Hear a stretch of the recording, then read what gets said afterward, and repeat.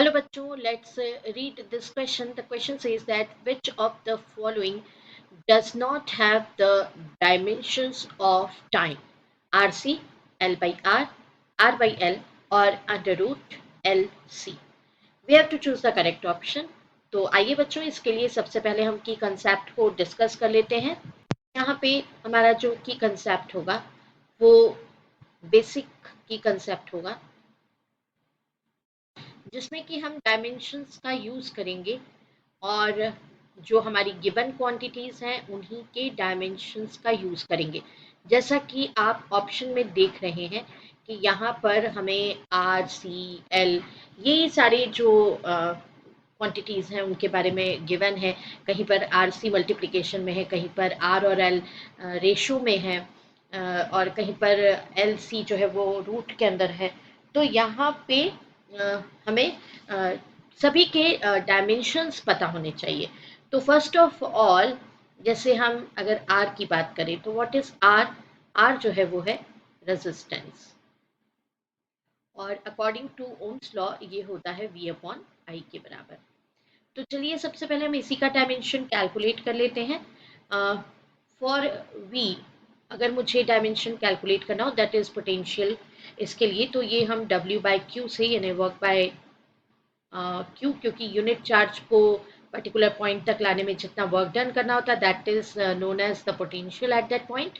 So V equals to W by Q, इसी से हम कैलकुलेट करते हैं इसका डायमेंशन। वर्क का होता है m L square T to the power -2 और Q के लिए होगा A T। तो फाइनल हमारे पास V के लिए जो डायमेंशंस आएंगे वो कितने आ जाएंगे? वो आ जाएंगे m L square T raise to power -2, क्योंकि ये A यहाँ पर जो है ऊपर जाएगा तो A की पावर कितना हो जाएगा? ये -1 और T की पावर -3 हो जाएगा यहाँ से। तो वैल्यूज़ जो हैं वो हमारे पास आ गई ये V की एंड देयरफॉर R की वैल्यू कितनी हो जाएगी? तो R की value V by I that is m L square T raise to power -3 A raise to power -1 and A जो है उसके लिए क्या होता है? एम्पियर में इसको मेजर करते हैं, डायमेंशन कैपिटल A से डिनोट करते हैं। तो फाइनली ये हो गया m L square T raise to power -3 A raise to power -2। तो ये R की डायमेंशन हो गई, राइट? तो हमें पता होना चाहिए कि अब जब भी हम यूज़ करेंगे तो R के लिए जहाँ जहाँ डायमेंशंस यूज़ करने की बारी आएगी हम यूज़ करेंगे m L square T raise to power -3 A raise to power -2। अब इसको आप याद रखिएगा कि हम इसे यूज़ करेंगे, ठीक है? तो चलिए बच्चों अब हम नेक्स्ट जो फैक्ट क्वांटिटी है उस पर चलते हैं, उसी पे फोकस करते हैं, that is induced EMF.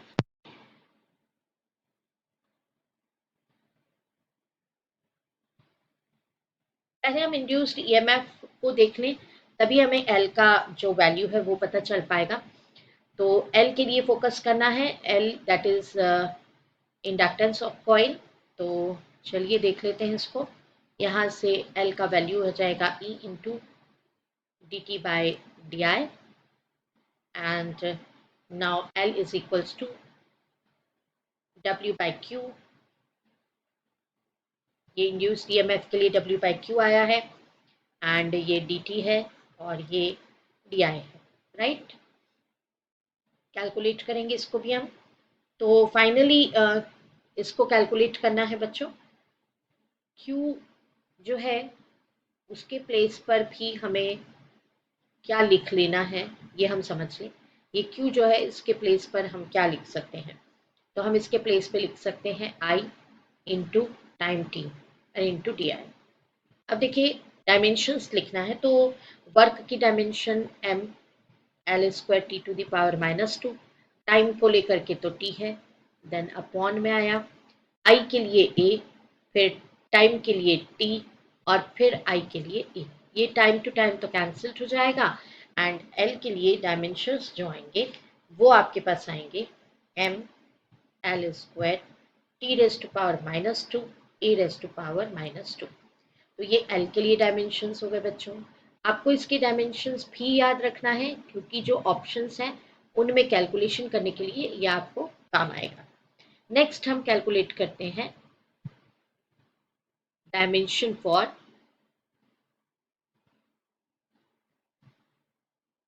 C, that is capacitance. यहाँ पर हमने क्या कैलकुलेट किया है, dimension for induced EMF calculate करते हुए एल का कैलकुलेट किया हमने। तो इसके लिए हमने इंड्यूस्ड ईएमएफ को अकाउंट में लिया एंड देन यहाँ से एल कैलकुलेट करते हुए इसको लिया। अब dimension for C, dimension for C ये तो बहुत ही सिंपल सा है, बिकॉज ऑफ दैट कि C is equals to Q by V, ये फॉर्मूला यूज कर लेंगे हम एंड v को लिखेंगे w बाई क्यू, तो ये हो जाएगा q स्क्वायर अपॉन w।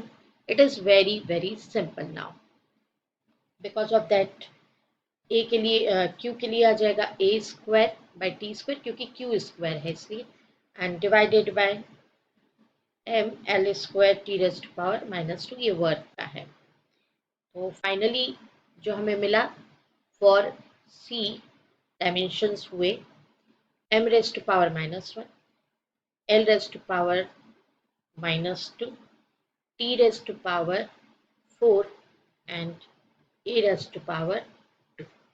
तो ये अब आप ध्यान रखिएगा कि जब जब हमें जहाँ जहाँ c के डायमेंशंस यूज करना रहा हम इसी को यूज करेंगे। ये बच्चों अब देख लेते हैं सॉल्यूशन, ठीक है। तो एक एक करके जो है हम ऑप्शंस को सॉल्व करेंगे और देखेंगे कि डायमेंशन जो है वो टाइम के इक्वल आ भी रहा है या नहीं आ रहा है, राइट। बस जो फर्स्ट ऑप्शन हमें गिवन है दैट इज r इंटू सी, तो मैंने आपको r का जो डायमेंशन है वो तो बता ही दिया है।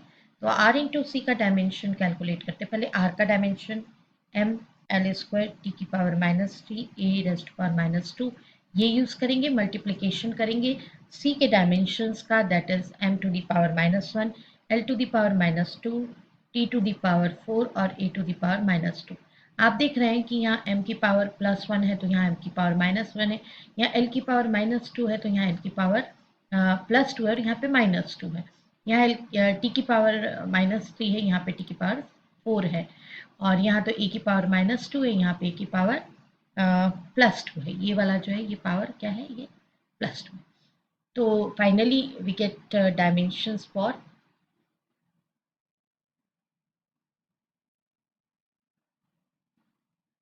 Are C is equals to, ये वैल्यू आपके पास जो आप कैलकुलेट करेंगे ये आ जाएगी m to the power 0 l to the power 0 t, that is finally ये t का डायमेंशन आ रहा है, टाइम का डायमेंशन।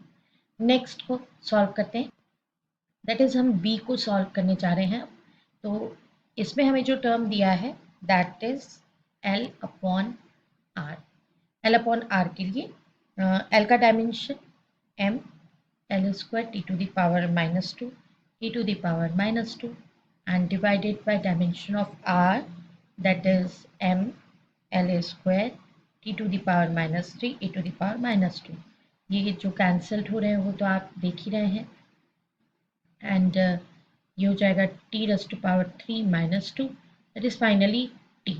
तो इसका डायमेंशन भी किसके इक्वल आ रहा है, टाइम के इक्वल आ रहा है। अब आ जाते हैं ऑप्शन सी। तो देखिए ऑप्शन सी में हमें क्या गिवन है, हमें r अपॉन l ये कैलकुलेट करना है।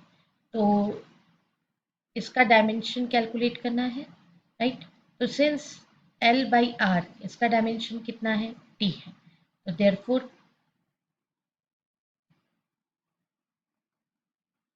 Dimension for r by l equals to t raise to power -1, उसका इन्वर्स होगा, ठीक है। तो यहाँ पर जो हमने कैलकुलेट किया वो क्या कैलकुलेट किया, dimension for l by R, ये हमने कैलकुलेट किया। ये किसके इक्वल आ गया, टाइम के इक्वल आ गया। और इसी तरीके से इसके इन्वर्स l अपॉन आर का इन्वर्स जब हम लेंगे that is r by l, तो वो कितना आ जाएगा, t रेज़ टू पावर -1। अब लास्ट ऑप्शन डी, जो टर्म दिया है that term is under root l by C. इसे सॉल्व कर लेते हैं, dimension for this term, dimensions for this term. तो ये रूट में आप एल का और सी का डायमेंशन सब्सटीट्यूट कर दीजिए। ये है M L square T raise to power -2 A raise to power -2 and M raise to power -1 L raise to power -2 T raise to power 4 and A raise to power 2। तो देखिएगा सारे dimensions adjust हो जाएंगे और root में बचेगा T square. तो आप इसको फ्री करेंगे देन टी। तो ये किसके इक्वल आया? टाइम के इक्वल आ गया। तो देखिए ऑप्शंस जो आपके पास हैं, ऑप्शन ए डायमेंशंस आपने कैलकुलेट कर लिए। डायमेंशंस फॉर ऑप्शन ए वो किसके इक्वल आया? आपका टी के इक्वल आया। फिर ऑप्शन बी, इसको भी आपने कैलकुलेट किया, ये भी टी के इक्वल आया। ऑप्शन सी कैलकुलेट किया तो ये आया टी इनवर्स, ये था R by L. And option D जब आपने कैलकुलेट किया तो ये भी किसके इक्वल आया? टी के।